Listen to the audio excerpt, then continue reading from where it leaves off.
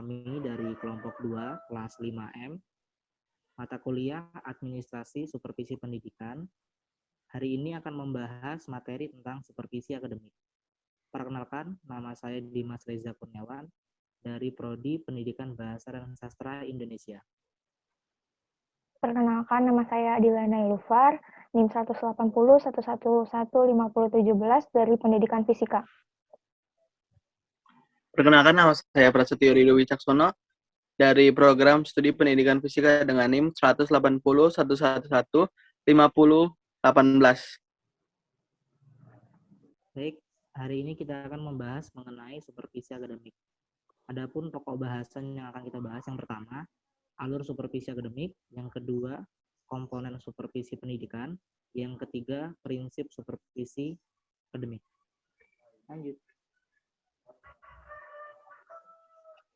Yang pertama ada alur supervisi akademik. Sebelum kita mengetahui apa alur supervisi akademik, ada baiknya kita mengetahui pengertian supervisi akademik. Supervisi akademik adalah serangkaian kegiatan yang membantu guru dalam mencapai proses pembelajaran dan mencapai tujuan pembelajaran. Secara umum, proses pelaksanaan supervisi dilaksanakan melalui 3 tahap, yaitu pertama, perencanaan. Kegiatan perencanaan mengacu pada kegiatan identifikasi permasalahan, mengumpulkan data, mengolah data, mengklasifikasi data, menarik kesimpulan, dan menetapkan teknik yang tepat digunakan. Yang kedua itu pelaksanaan. Kegiatan pelaksanaan merupakan kegiatan nyata yang dilakukan untuk memperbaiki atau meningkatkan kemampuan pendidik. Kegiatan pelaksanaan merupakan kegiatan pemberian bantuan dari supervisor kepada pendidik agar dapat terlaksana dengan efektif pelaksanaannya, harus sesuai dengan perencanaan.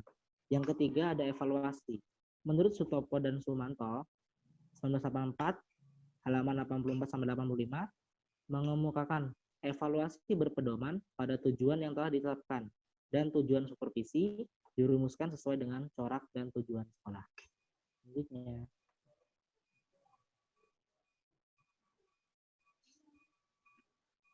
Yang kedua itu komponen supervisi pendidikan, akan dilanjut oleh teman saya. Yang kedua itu ada supervisi pendidikan, terdiri dari 5, yaitu supervisi bidang personil, supervisi bidang material, supervisi bidang akademis, supervisi bidang operasional, dan supervisi pengembangan manajemen. Yang pertama ada supervisi bidang personil. Kegiatan supervisi pendidikan yang berhubungan dengan personil-personil pelaksanaan pendidikan di suatu sekolah yang meliputi supervisi kepada kepala sekolah, tata usaha, guru, dan siswa. Adapun yang bertindak sebagai supervisor adalah pengawas sekolah, pengawas akademik, dan kepala sekolah juga guru. Selanjutnya ada supervisi bidang material. Supervisi bidang material adalah kegiatan supervisi yang berhubungan dengan sarana dan prasarana pendidikan yang ada di suatu sekolah. Peran supervisor adalah dalam hal ini adalah memantau dan menilai ketersediaan sarana dan prasarana pendidikan di sekolah. Supervisor juga membantu sekolah untuk melengkapi sarana dan prasarana yang belum tersedia di sekolah. Atau bisa juga membantu kepala sekolah untuk memaksimalkan pemanfaatan sarana dan prasarana yang sudah tersedia untuk kemajuan pendidikan di sekolah tersebut. Yang ketiga ada supervisi bidang akademis. Kegiatan pembimbingan yang ditujukan untuk memperbaiki kondisi baik personal maupun material yang memungkinkan terciptanya situasi pembelajaran yang lebih baik demi tercapainya tujuan pendidikan. Selanjutnya, ada supervisi bidang operasional. Suatu kegiatan dari supervisi yang diarahkan kepada pembinaan, pemantauan, dan penilaian terhadap jalannya proses pendidikan di suatu sekolah. Yang terakhir itu ada supervisi bidang pengembangan manajemen. Supervisi yang menitik beratkan dalam hal pengembangan manajemen yang diterapkan di sekolah. Supervisor diharapkan dapat mengarahkan sekolah agar penerapan manajemen yang baik dan sesuai dengan perundang-undangan yang berlaku. Selanjutnya yang terakhir ada prinsip supervisi akademik yang akan disampaikan oleh teman saya, Tio. Oke, prinsip supervisi akademik.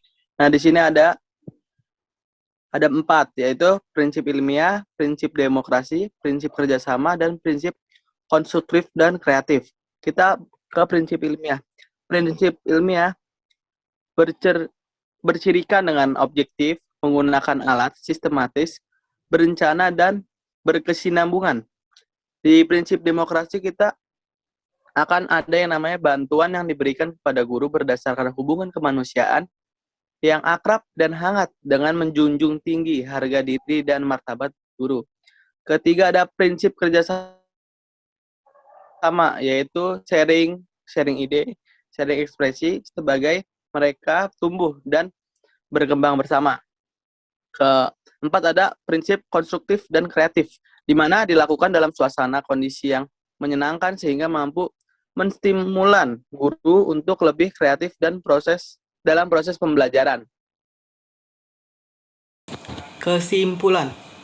Pertama, supervisi akademik dilaksanakan untuk membantu guru meningkatkan kemampuan profesionalnya yang mencakup pengetahuan akademik, pengolahan kelas, keterampilan proses pembelajaran, dan dapat menggunakan semua kemampuannya ini untuk memberikan pengalaman belajar yang berkualitas bagi peserta didik.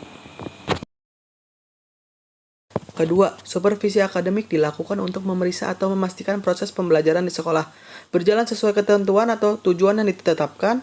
Kegiatan pengawasan ini dapat dilakukan melalui kunjungan ke kelas-kelas di saat guru sedang mengajar, percakapan pribadi dengan guru, teman sejawatnya, maupun dengan peserta didik.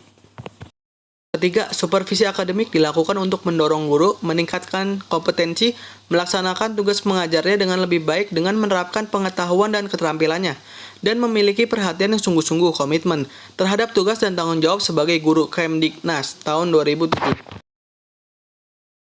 Sekian dari kami, terima kasih.